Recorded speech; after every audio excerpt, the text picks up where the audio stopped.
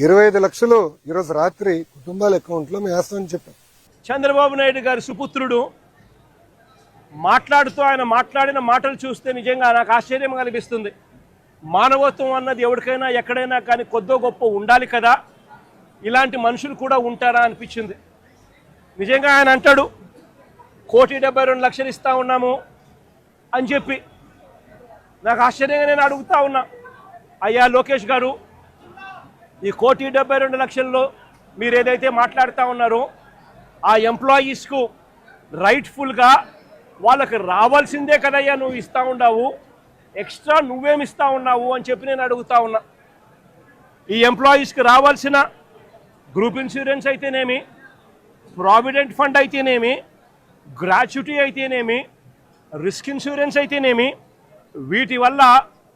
వీటి నేపథ్యంలో 1.45 crores వాళ్ళకే రావాలా. ఆ తర్వాత కంపెనీనే మరో 25 లక్షలు ఇస్తూ ఉంది. అది కూడా విశాఖపట్నం స్టీల్ ప్లాంట్ కంపెనీయే ఇస్తూ ఉంది.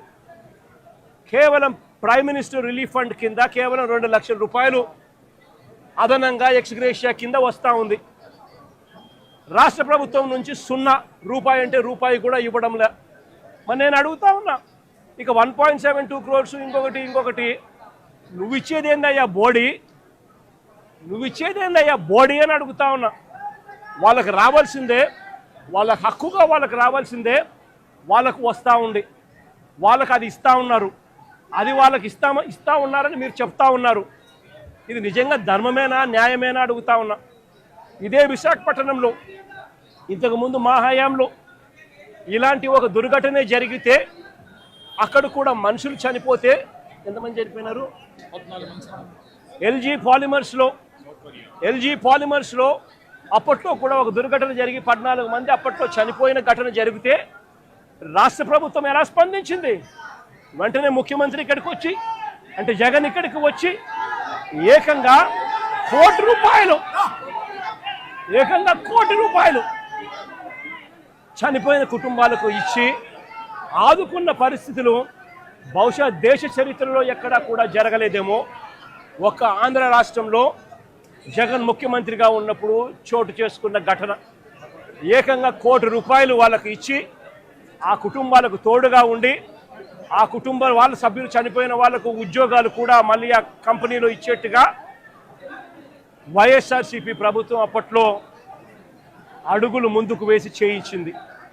నేను అడుగుతా ఉన్నా, ఈరోజు ఈ ప్రభుత్వం, చంద్రబాబు నాయుడు గారి ప్రభుత్వం స్పందిస్తూ ఉన్న తీరు నిజంగా ఎంత అన్యాయంగా ఉంది అని ఒక్కసారి మనస్సాక్షిని అడుక్కోండి మీరు అని చెప్పి నేను కోరుతా ఉన్నా. ఈ ప్రభుత్వాన్ని గట్టిగా డిమాండ్ చేస్తూ ఉన్నాం. వాళ్ళకి రావాల్సింది వాళ్ళకి ఇప్పించడంలో నీ గొప్పతనం ఏమీ లేదయ్యా.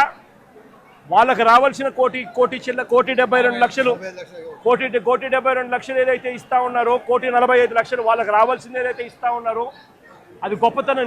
నీ గొప్పతనం ఏమీ కాదు. కంపెనీ నుంచి కేవలం 25 లక్షల రూపాయలు మాత్రమే ఆ ఎంప్లాయీస్కు వస్తూ ఉంది.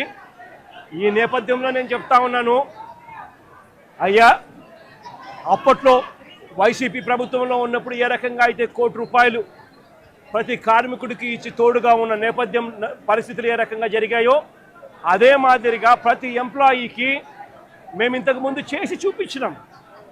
మేమేదైతే చేసి చూపించినామో అదే మిమ్మల్ని కూడా చేయమని అడుగుతా ఉన్నాం.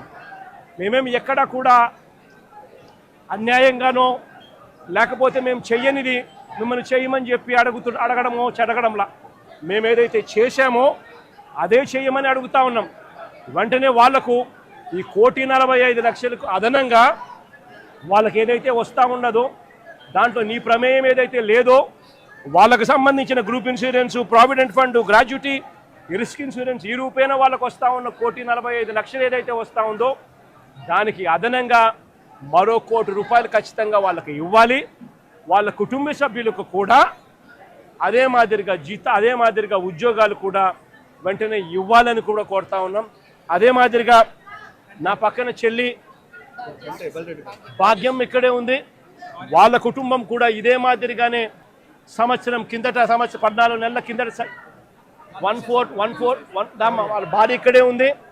1/4/2025లో చనిపోయిన పెంటయ్యన్న కుటుంబానికి కూడా ఇదే ప్యాకేజ్ కూడా వాళ్ళకు కూడా వర్తింపచేసి వాళ్ళ కుటుంబానికి కూడా ఇదే మాదిరిగానే ఆదుకోవాలి అని చెప్పి రాష్ట్ర ప్రభుత్వానికి, కూటమికి ఇద్దరికీ కూడా గట్టిగా వీళ్ళిద్దరికీ కూడా చెప్తా ఉన్నాం.